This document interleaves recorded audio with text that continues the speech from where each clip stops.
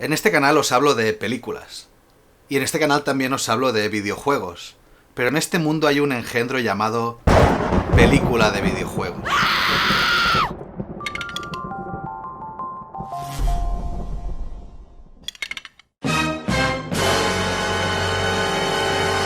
Aprovechando que recientemente se ha estrenado el primer tráiler de la adaptación al cine de la saga Assassin's Creed y que en breve también tendremos World of Warcraft en las salas, quiero aprovechar para hacer un repaso de las principales películas basadas en videojuegos. Y ya de paso hablar de por qué parece tan difícil hacer una buena película basada en ellos. Empecemos por la pregunta: ¿existe alguna buena película basada en un videojuego?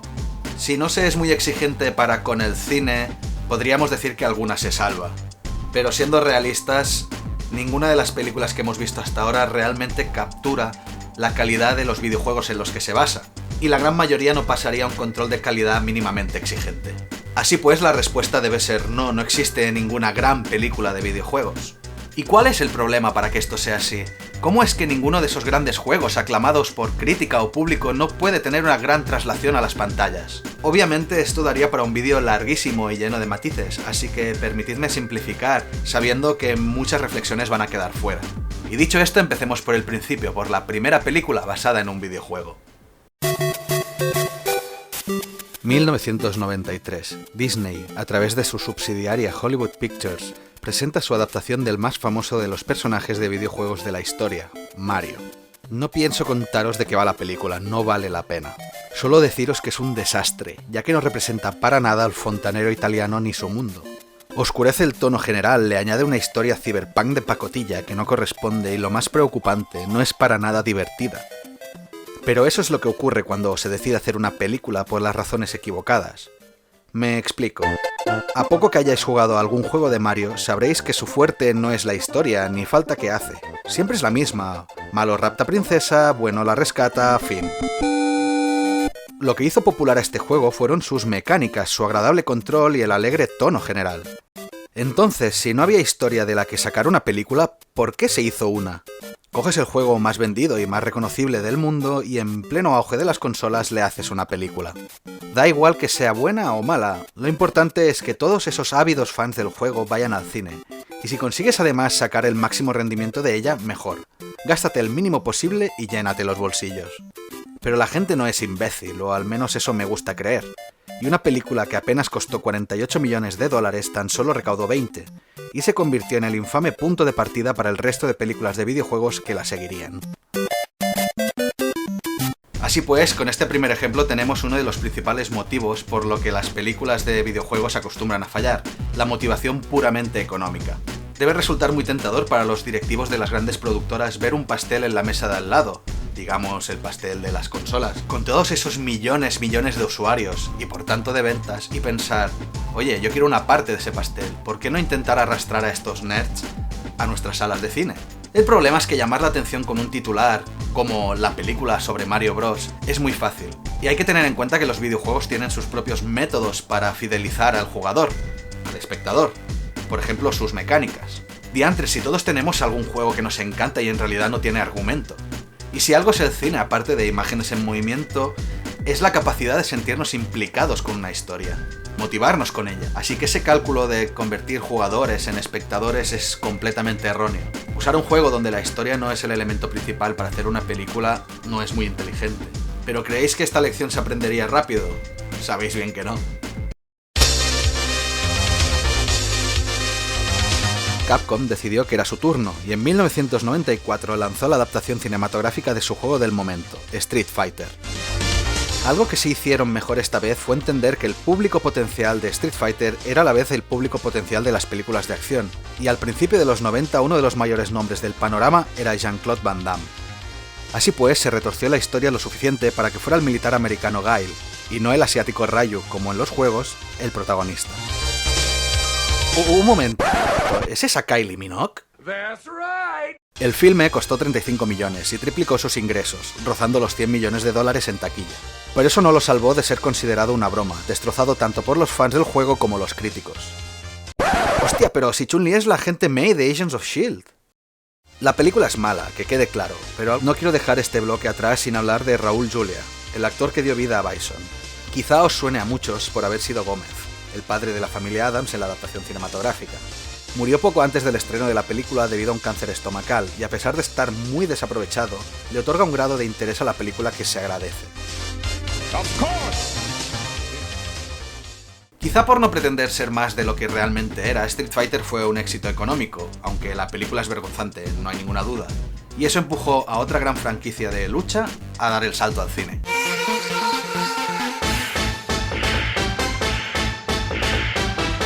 Tresol Entertainment produjo en 1995 la adaptación del sangriento juego Mortal Kombat. No olvidéis que estamos hablando de los radicales 90, donde todo lo que fuera edgy y extremo marcaba la pauta y estaba de moda. Y nada lo resultaba más que Mortal Kombat.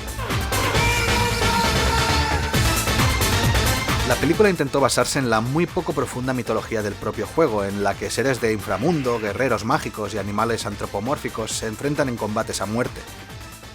Desde este punto de vista, la película dio lo que prometía, aunque el gore y vísceras del juego se vieron totalmente reducidas para permitir una clasificación en taquilla que permitiera entrar al público general. Otra cosa que se intentó fue usar efectos digitales. Cabe decir que dichos efectos han envejecido muy mal y puede que os den ganas de arrancaros los ojos si los veis ahora mismo. Y otra cosa que nos trajo Mortal Kombat fue Paul W.S. Anderson. Y gracias a que esta película, que costó 18 millones de dólares, recaudó cerca de 125, hemos tenido que aguantar a este supuesto visionario durante años. Quizá hayáis notado ciertos patrones de las tres películas de las que os he hablado hasta ahora. Todas se basan en un videojuego donde el argumento es prácticamente inexistente. Y otro patrón es que cada una de ellas tiene un presupuesto cada vez inferior. Esto no es casualidad y responde al hecho que comentábamos antes de que se trataba de conseguir el máximo rendimiento económico con el mínimo.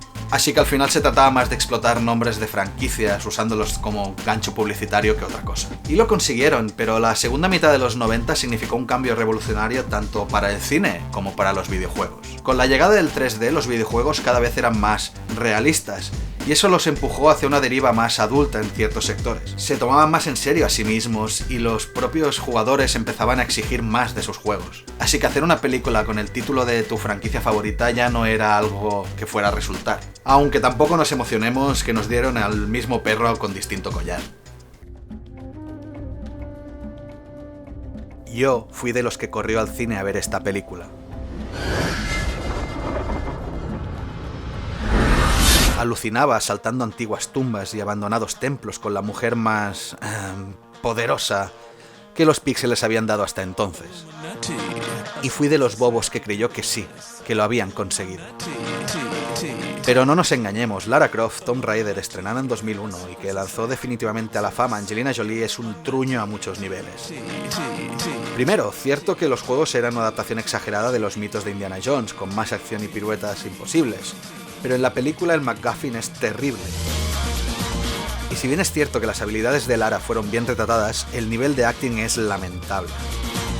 Además, adolece de todos los vicios post-Matrix de los que se le quiera acusar. Diré que es superior a las antes nombradas, y por mucho, pero eso no es decir nada a favor de la que ahora nos ocupa. Lo que sí que se nota es un valor de producción superior, y es normal dado que se aumentó el presupuesto hasta los 115 millones, y la película rindió relativamente bien en taquilla al recaudar unos 275. De todas formas, el cine de videojuegos seguía muy por detrás del grado de seriedad que su contrapartida virtual ya disfrutaba, y se mantenía el estigma de cine barato y malo. Llegados a este punto, con Tomb Raider podemos volver a hacernos la pregunta inicial: ¿por qué cuesta tanto hacer una buena película? Con los tres primeros ejemplos lo teníamos claro, era básicamente usar una marca para sacar el máximo rendimiento económico, les daba igual la calidad de la película. Y es que encima venían de videojuegos donde el argumento no era importante, con lo que no había nada sobre lo que trabajar. Pero ahora, ¿acaso Tomb Raider no era el Indiana Jones femenino? ¿Y no fue Indiana Jones precisamente una de las sagas de aventura y acción más importante de los 80 y de la historia del cine? Quizá la razón fuera el género. La acción te lleva a hacer cosas cada vez más grandilocuentes y caer en la estupidez era bastante sencillo. Quizá deberían girar hacia otros géneros, quizá deberían ir a la ciencia ficción o a la fantasía. En 2001, Square decidió hacer una película basada en Final Fantasy. Por favor, notad las comillas en mi pronunciación. De repente Final Fantasy ya no era un sinónimo de, valga la redundancia, fantasía, sino de ciencia ficción con algo de espiritualismo. Vale, el tema de Gaia ha formado parte de una forma u otra del universo Final Fantasy, pero todo lo demás en esta película resulta manido y cliché. Seguramente el mayor error de este filme es titularse como se titula. Genera expectativas muy equivocadas sobre lo que al final se ve en la sala de cine, y hace pensar que la utilización del nombre de la franquicia responde más a motivos publicitarios que a otra cosa. Y sí, hay que valorar el esfuerzo técnico que supuso hacer esta película, la primera en la que se intentó crear personajes fotorrealistas, pero vista hoy en día no se aguantan ni por eso. Resulta gris, aburrida y para nada empática. Final Fantasy siempre ha generado muchas emociones y simpatías hacia sus personajes, y aquí solo tenemos ladrillos con manos de cartón que apenas transmiten emociones, y la historia no ayuda. No es tanto una mala película como una mala adaptación de un universo muy característico del mundo de los videojuegos. 137 millones de dólares de los que solo vieron de vuelta 85, fracaso rotundo. Ya veis que para intentar conseguir tener la primera película basada en un videojuego que tuviese calidad se dieron muchos tumbos. Casi podríamos decir que se avergonzaban de sus orígenes, si no, no me explico por qué algo llamado Final Fantasy tiene que ser tan serio, gris y tecnológico. Pero bueno, al año siguiente el visionario del que hemos hablado antes volvió, y este sí que no tuvo ningún tipo de reparo, ningún tipo de pudor en hacer la película que quería hacer. Pues sí, resulta que el bueno de Paul W.S. Anderson, que creó fama de hacer películas baratas, entretenidas y que daban buen rendimiento, recibió la tarea de llevar al cine la adaptación de la aclamada saga de survival horror, Resident Evil. Ya lo he dicho, lo hizo sin tapujos, y si bien en elemento horror lo dejó más de lado, hay que decir que entendió el concepto básico de Resident Evil: los zombies. El proyecto llegó a estar en manos del mítico George A. Romero, pero en Capcom prefirieron no arriesgar con la visión más terrorífica del padrino de los zombies y acabaron escogiendo a Anderson, que les presentó una historia más de acción y más acorde con el público del momento. Fueron suficientemente listos para no intentar un acercamiento totalmente fiel al juego, e inventando un personaje nuevo, interpretado por Milla Jovovich, añadieron un enfoque distinto en forma de precuela a los eventos de la mansión, bajo la cual se escondían los laboratorios de Umbrella. Con su estilo videoclipero, acción y ambientación estilizada, Resident Evil, que tan solo costó 33 millones, recaudó 102, y si bien no puede ser considerada una buena película, resulta entretenida y no es un total disparate. De todos modos, seguimos lejos de conseguir el equivalente al cine de su respectivo en el mundo de las consolas, así que suma y sigue. Momento de nuevo para resaltar un detalle de estas tres últimas películas que hemos visto. ¿Os habéis fijado que las tres están protagonizadas por mujeres? La verdad es que en el mundo de los videojuegos las protagonistas femeninas ya llevaban tiempo dando guerra. Y sí, no os voy a engañar, respondía más a la hipersexualización de cara al jugador masculino medio que no al empoderamiento de la mujer. Pero en el caso de las películas se da un caso de feminización bastante interesante. No digo que sean personajes redondos o que no estén sexualizados. De hecho, ahí está la escena gratuita en la ducha de Tomb Raider y la correspondiente en Resident Evil. Aunque al menos en cierto modo eran protagonistas absolutas y genuinas de sus películas. Pero lástima que todo esto fuera una ilusión y de repente volviéramos a los machos. Ey, perdonad esta interrupción, es que me he dado cuenta de que el vídeo está quedando demasiado largo y si os parece bien vamos a dejarlo aquí por esta semana y lo continuamos la que viene, ¿de acuerdo? Hasta la próxima.